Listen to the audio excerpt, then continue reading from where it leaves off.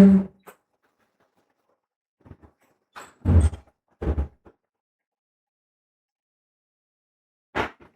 pagi semuanya. Selamat pagi, Pak. Silakan duduk.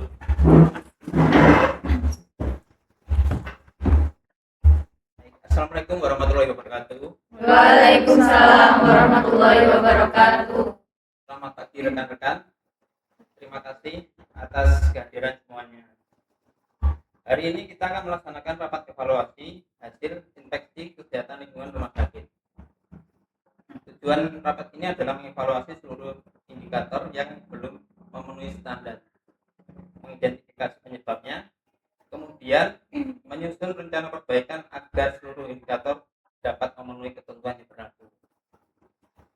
Saya berharap setiap penanggung jawab menyampaikan hasil temuannya secara jelas. Kemudian kita akan mendiskusikan solusi yang dapat segera dilaksanakan. Baik, kita mulai dari indikator kualitas air dan kualitas mikrobiologi udara. Silakan Saudari Monalisa untuk menjelaskan. Baik, Pak. Berdasarkan hasil inspeksi, indikator pertama yaitu kualitas air untuk keperluan higien dan sanitasi masih belum memenuhi persyaratan. Kondisi ini menunjukkan bahwa kualitas air yang digunakan rumah sakit belum memenuhi baku mutu yang dipersyaratkan. Kemungkinan penyebabnya adalah sumber air yang terkontaminasi, proses pengolahan air yang belum optimal, jaringan distribusi yang kurang terpelihara, ataupun belum optimalnya pemantauan kualitas air secara berkala. Apabila kondisi ini tidak segera diperbaiki, maka dapat meningkatkan risiko healthcare dan mengurangi efektivitas pembersihan ruangan maupun peralatan medis, serta membahayakan keselamatan pasien dan petugas. Baik, terus apa rekomendasi yang Saudari usulkan? Baik, kami menyarankan agar rumah sakit melakukan evaluasi terhadap seluruh sistem penyediaan air, mulai dari sumber air, unit pengolahan reservoir hingga jaringan distribusi. Kemudian meningkatkan sistem filtrasi dan desinfeksi, melakukan pembersihan tangki penampungan secara berkala, serta melaksanakan pemeriksaan laboratorium kualitas air secara rutin sesuai SOP. Baik, rekomendasi tersebut menjadi prioritas tindak lanjut.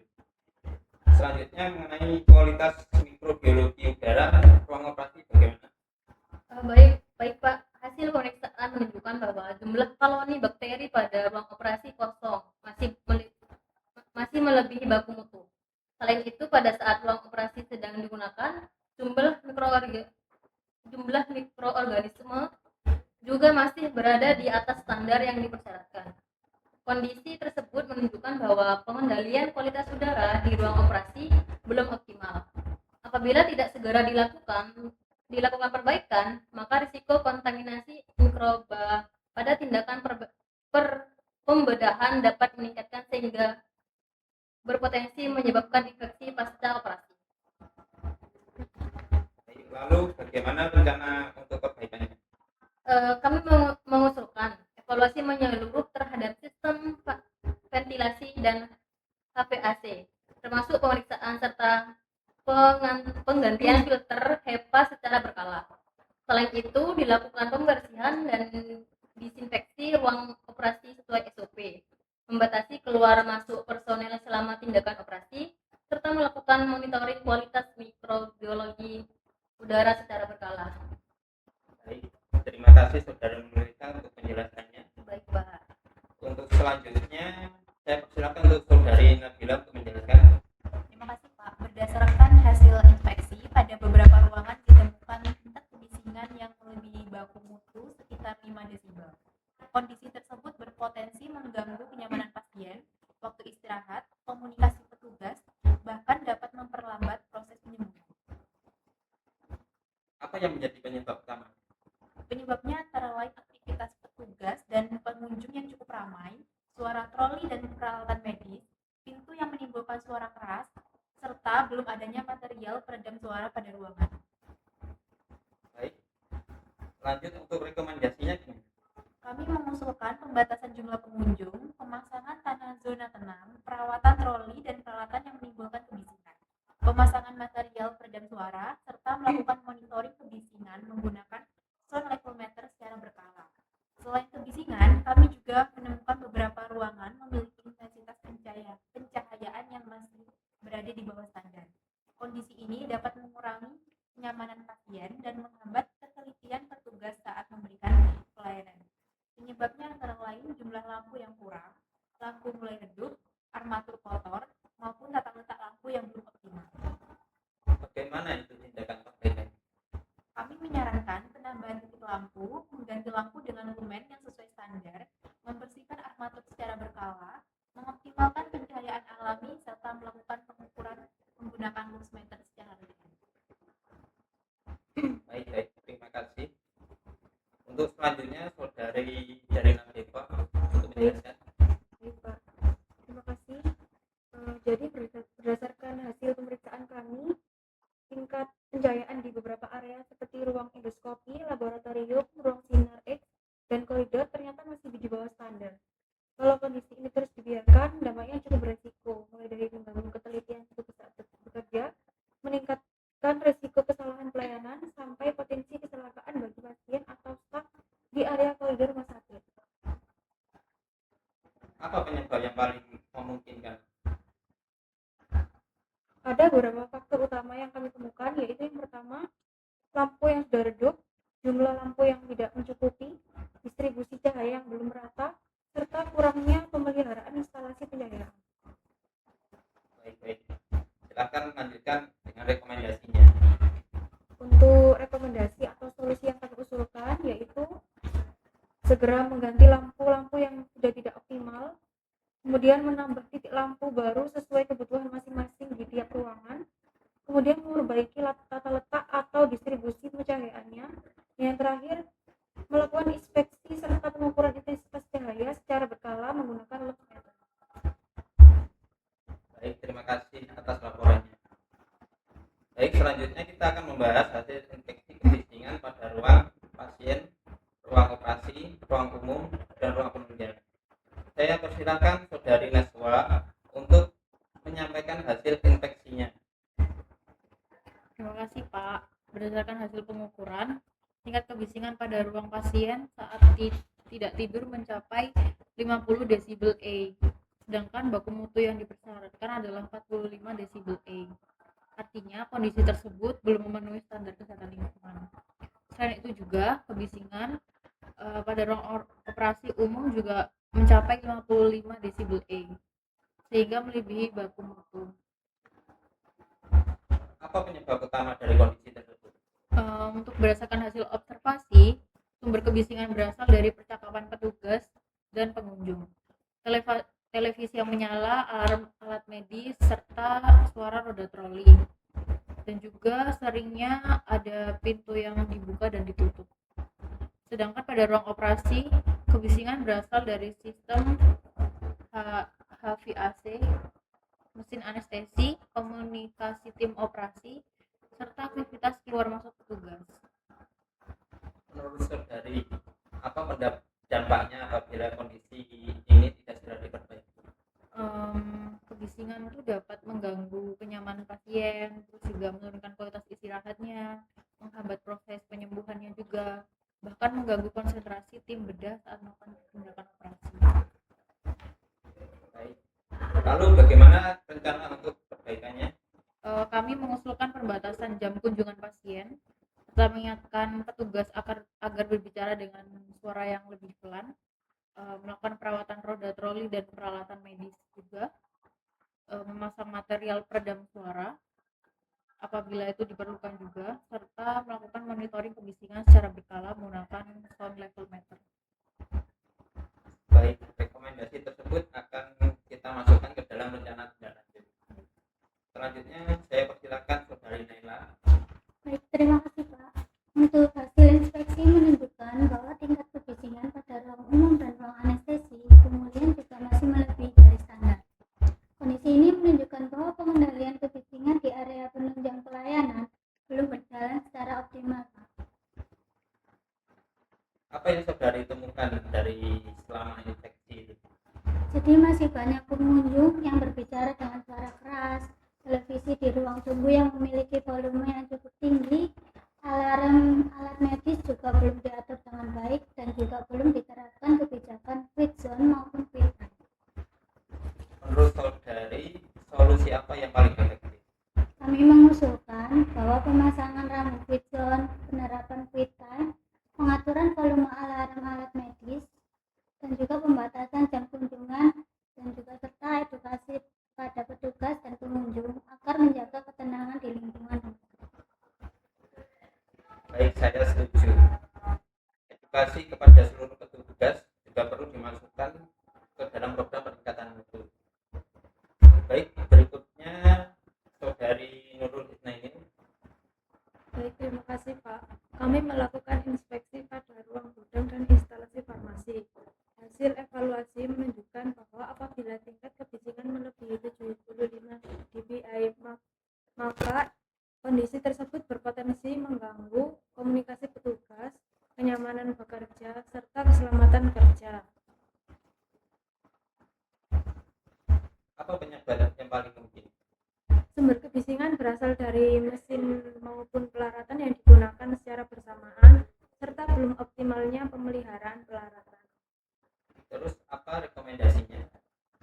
Kami mengusulkan identifikasi sumber kebisingan, melakukan preventive maintenance pada mesin, pemasangan material peredam suara apabila dilakukan, mengatur waktu operasional alat, serta menyediakan alat pelindung pendengaran bagi petugas yang kerja pada area yang kebisingan tinggi.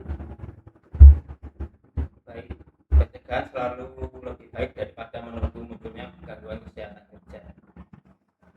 Baik, selanjutnya saya persilakan saudari Tiara Tania untuk menyampaikan hasil pemeriksaan kualitas kimia udara. Baik, terima kasih Bapak. Untuk berdasarkan hasil pemeriksaan kadar karbon monoksida di lingkungan rumah sakit itu mencapai 80.000 meter per kubik, sedangkan untuk baku mutu yang dipersyaratkan hanya 10.000 meter per kubik. Yang artinya kadar karbon monoksida itu jauh melebihi batas ambang sehingga tidak memenuhi persyaratan kualitas kimia udara. Menurut saudari, apa penyebab tingginya kadar karbon monoksida? Kemungkinan berasal dari emisi kendaraan bermotor sehingga di sekitar gedung pelayanan, pengoperasian genset maupun sumber pembakaran lainnya.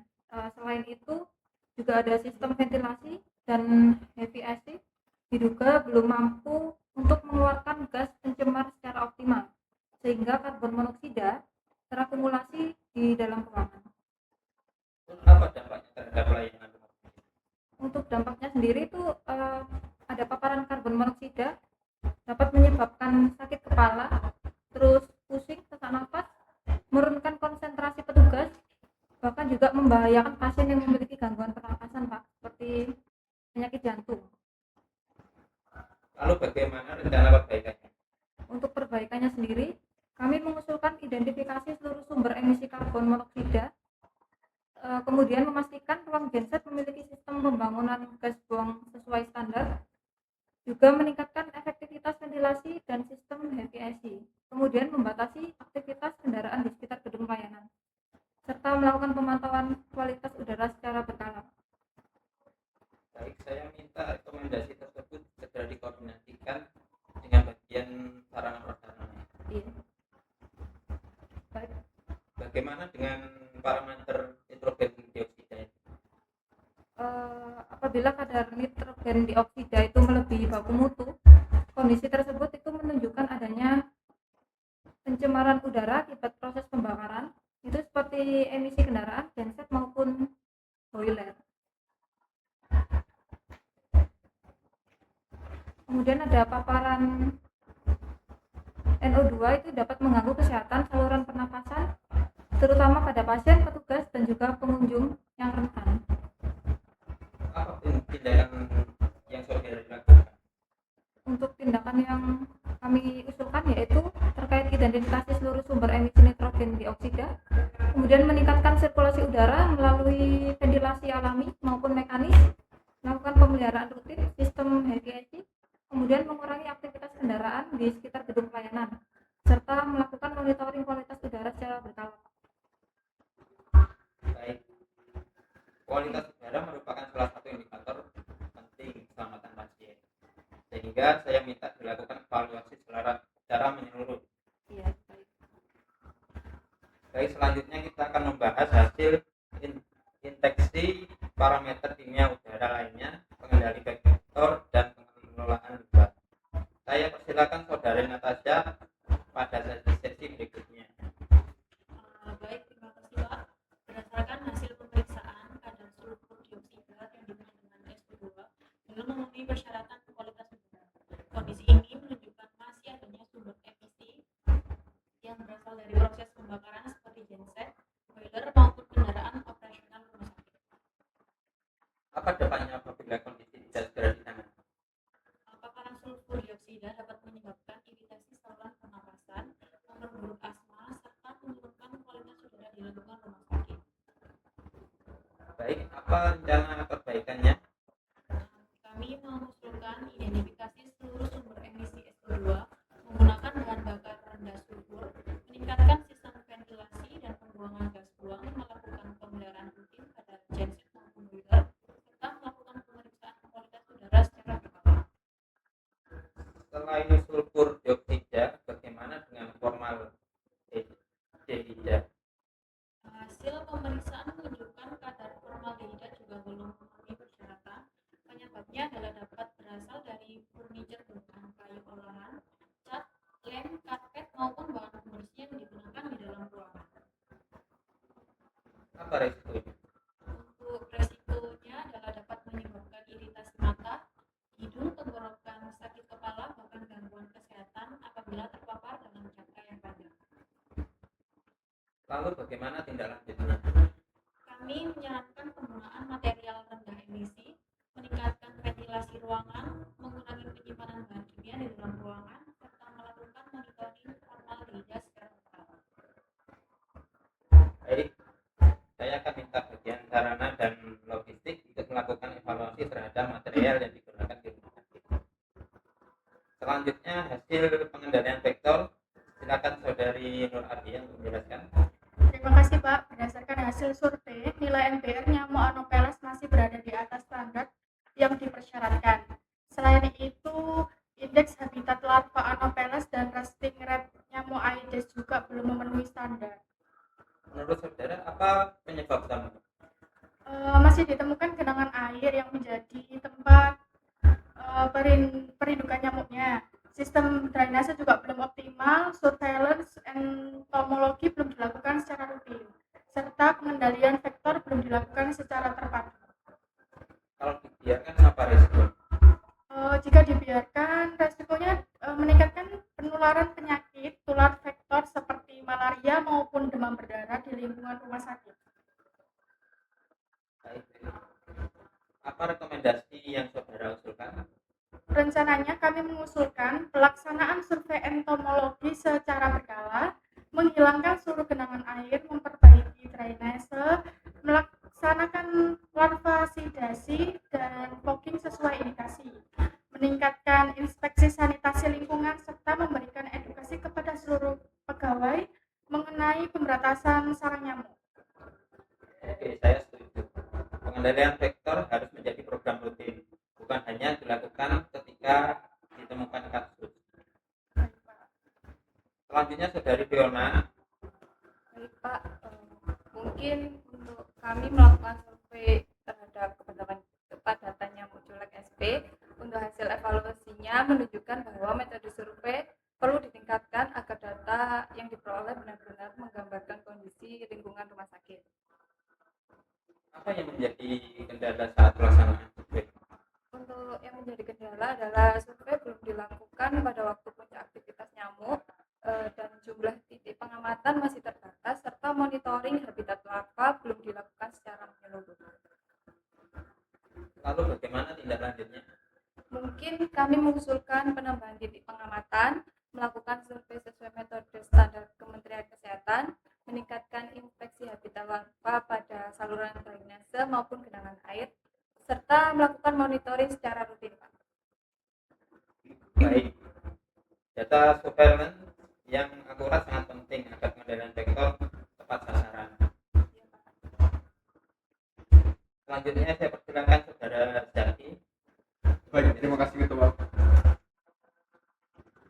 Hasil inspeksi menunjukkan bahwa proses pengangkutan limbah domestik belum sepenuhnya memenuhi ketentuan. Apa penyebabnya dari kondisi tersebut? Beberapa penyebab yang kami temukan antara lain keterbatasan armada pengangkut, jadwal pengangkutan yang belum teratur, kemudian meningkatkan volume sampah rumah sakit, serta koordinasi dengan pihak ketiga yang kurang optimal. Lalu bagaimana rencana untuk perbaikannya? Kami mengusulkan penyusunan kembali jadwal pengangkutan limbah agar sesuai dengan ketentuan. Kemudian meningkatkan koordinasi dengan penyedia jasa pengangkutan armada limbah.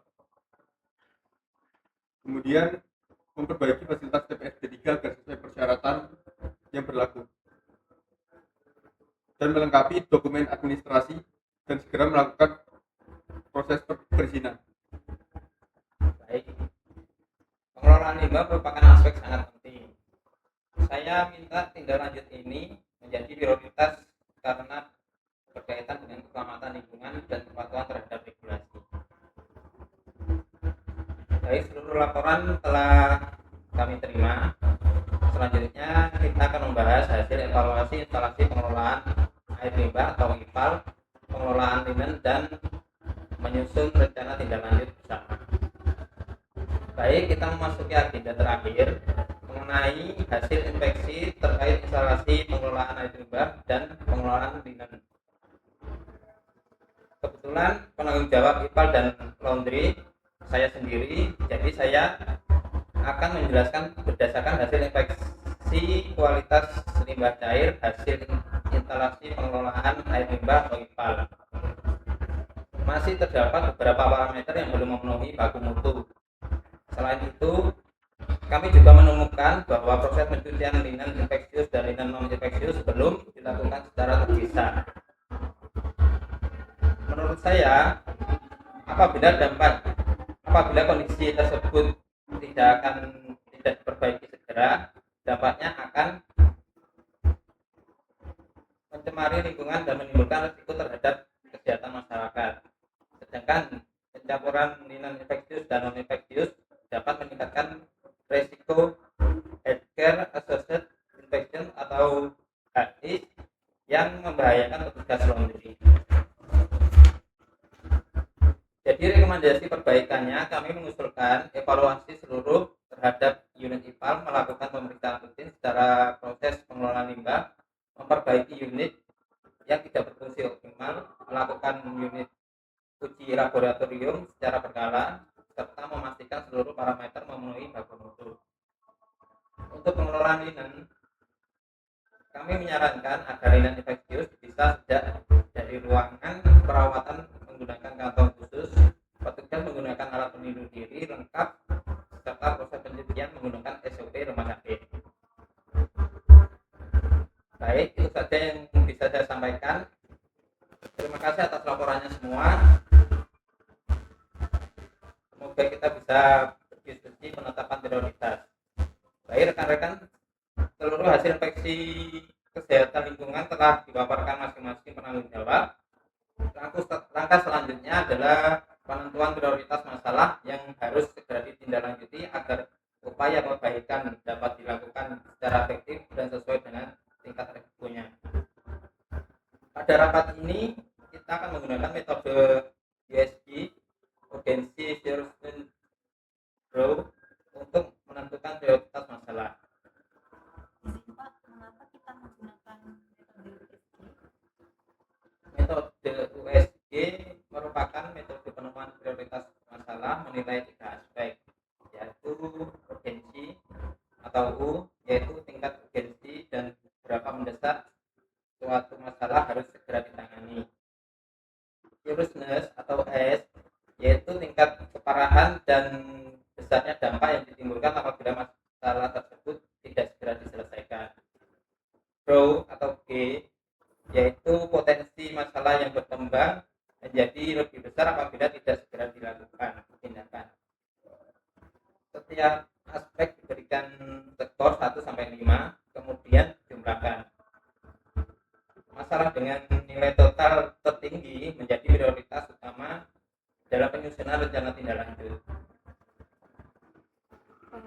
Baik Pak. Kemudian untuk rekan-rekan, silakan untuk mengisi lembar penilaian untuk menentukan prioritas masalah yang mana akan diselesaikan terlebih dahulu. Baik, mari kita bahas hasil penelitian tersebut. Oh iya, silakan bagi dulu.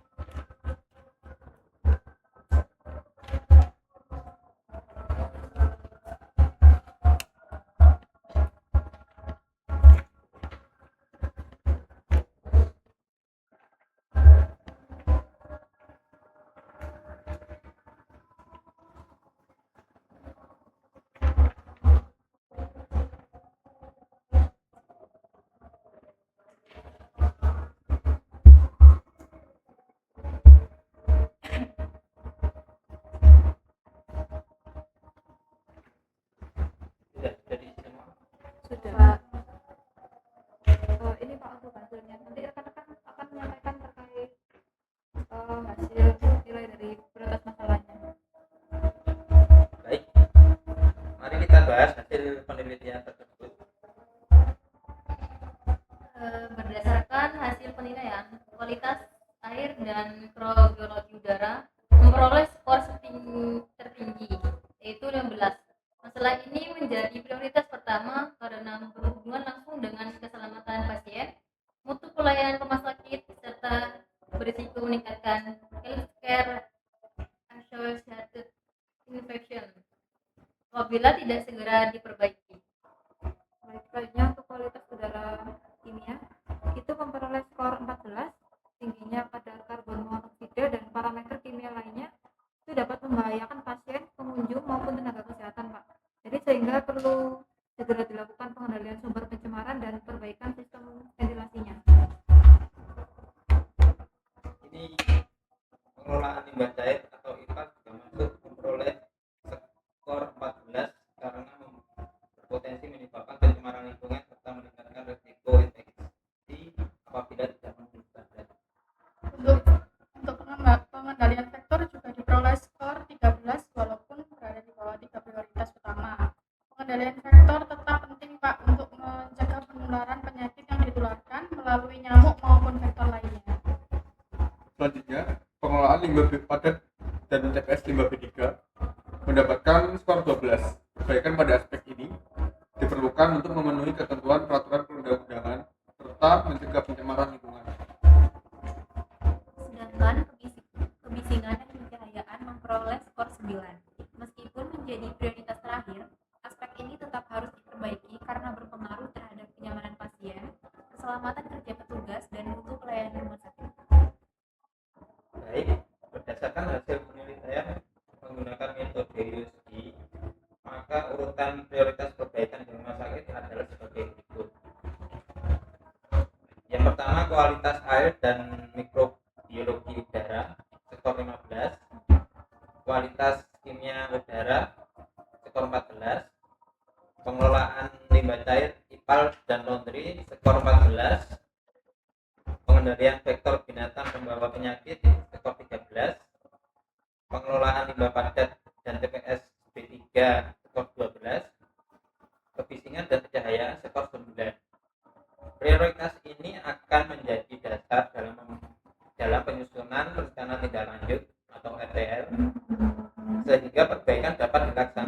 secara bertahap sesuai tingkat urgensi, dampak, dan potensi perkembangan masalah.